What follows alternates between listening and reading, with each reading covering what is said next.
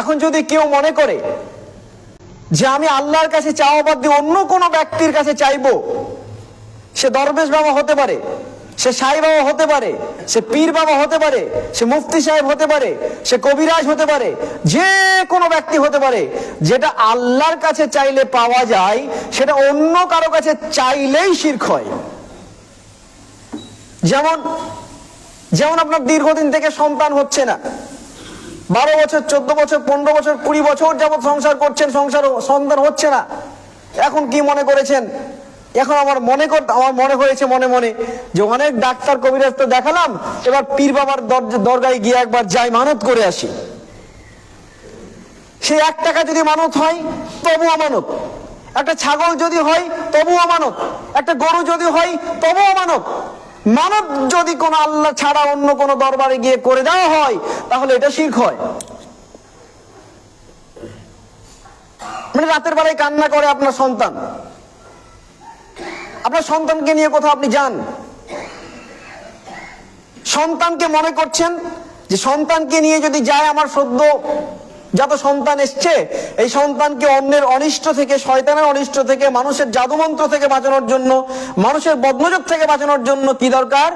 আমার সন্তানের কাছে, আমার সন্তানের কপালে, আমার সন্তানের হাতে, আমার সন্তানের গলায় তাবিজ, মাদলি অথবা কাজলতি লোহা নিয়ে ঘুরলে এই অনিষ্ট থেকে আমার সন্তান বাঁচবে, এমন যদি কেউ মনে করে তাহলে এটা জুলুম হয়।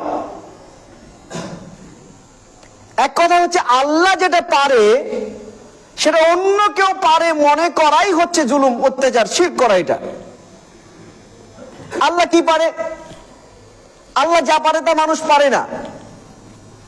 মানুষ ইনস্ট্যান্ট কাউকে বলতে পারে যে ভাই আমার এটা প্রয়োজন, একটু দিলে ভালো হয়, এটা বলতে পারে।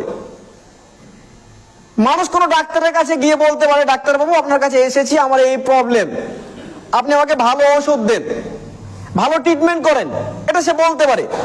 ট্রিটমেন্ট নিতে হবে।